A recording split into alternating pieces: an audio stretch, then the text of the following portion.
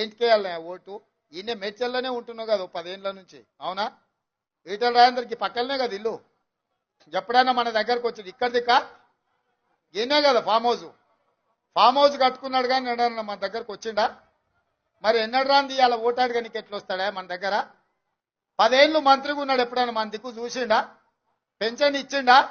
ఇల్లు ఇచ్చిండా? ఉద్యోగం ఇచ్చిండా? ఉపాధి కల్పించిండా? పోనీ ఎట్లున్నామని అడిగిండా? మన పెళ్లికి వచ్చిండా? మన సావుకు వచ్చిండా? మంచిగున్నామని మనల్ని ఎప్పుడైనా వల్కరించిండా? మరి ఏం అడగనోడు ఇవ్వాలి సిగ్గు లేకుండా ఓటు ఎట్లా అడుగుతాడా మన దగ్గర? ఎట్లా అడుగుతాడు చెప్పురి? కాబట్టే మిత్రులారా, ఆయన అనుకున్నట్టున్నాడు, పాలమూరు నుంచి వచ్చిన రేవంత్ రెడ్డిని గెలివనీయలేదా, ఆయనను గెలిపించారు కదా, ఇవాళ నన్ను కూడా గెలిపిస్తారేమని. ఆ ఏళ్ళ నేను ప్రతిపక్షాల నుండి ప్రజలతో కొట్లాను కాబట్టి గెలిపించారు. 10 ఏళ్ళు నువ్వు కేసీఆర్తోనే అధికారంలోనే ఉంటుంది, 2 ఏళ్ల నుంచి మోడీతోనే అధికారంలోనే ఉంటుంది. బీజేపీ నుంచి నిధులు తెస్తా అని చెప్పిండు ఆయన హుజూరాబాద్. ఒకవేళ నిధులే తెచ్చుంటే హుజూరాబాద్లో ఎందుకు ఓడగొడుతుండ్రు ఈటల రాజేందర్ గారు? నిన్ను ఇవాళ హుజూరాబాద్లో ఓడగొడితే ఈడికి వచ్చి గెలుస్తా నువ్వు ఎట్లా అనుకుంటున్నావు? నిన్న ఈ రాష్ట్ర ముఖ్యమంత్రి నన్ను పట్టుకొని ఈ మల్కాజ్గిరికి ఈటలానికి ఏం సంబంధం అంటాడు ఆయన?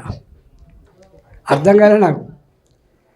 ఈటల రాజేంద్ర అంటాడు ఒక కులానికో ఒక ప్రాంతానికో ఒక మతానికి సంబంధించిన బిడ్డను.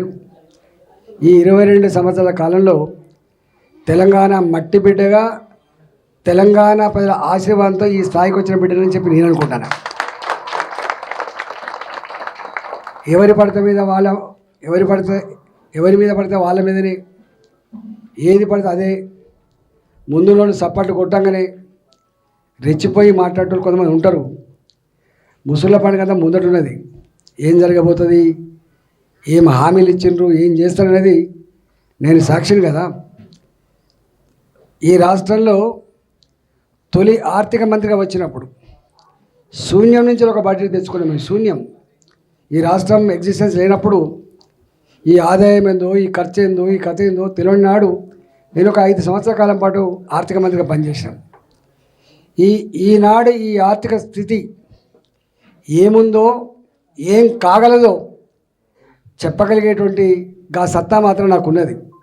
కానీ 3 నెలలకే ఎవరి మీద నేను విమర్శ చేయకూడదు. కాబట్టి నా మొత్తం రాజకీయ జీవితంలో నేను ఎవరి మీద, ఏ నాయకుడి మీద కానీ, ఏ పార్టీ మీద కానీ వ్యక్తిగతమైనటువంటి దూషణ చేయను.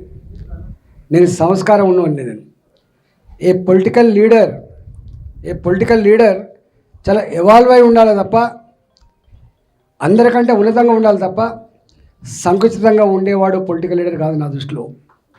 దురదృష్టవశాత్తు సరే రకరకాల వ్యక్తులు రావచ్చు పోవచ్చు, కానీ నేను చాలాసార్లు ప్రవచిస్తూ ఉంటాను, దేంట్లోనైనా ఒక వ్యక్తి విఫలం కావచ్చు. ఆ విఫలమైతే ఆ వ్యవస్థ, ఆ మనిషి చేస్తున్న బిజినెస్ కొలాప్స్ అవుతుండొచ్చు, ఆ కుటుంబం కొలాప్స్ అవుతున్నది. కానీ పొలిటికల్ లీడర్ కనుక సంకుచితవాది అయితే, పొలిటికల్ లీడర్ కనుక వాళ్ళు తెలివిలేని వాళ్ళైతే, డైరెక్షన్ లేని వాళ్ళైతే వ్యవస్థ కూలిపోద్దని నమ్మేవాడిని నేను ఒకని. అందుకని నేను అలాంటి చిన్న కురుస నాయకుల గురించి నేను మాట్లాడాను. కానీ ఒక్కటి మాత్రం చెప్పగలను, తనది కాకపోతే ఏదైనా చేయాలన్నట్టుగా ఇవాళ ఏది పడితే అది హామీలు ఇచ్చిండ్రు.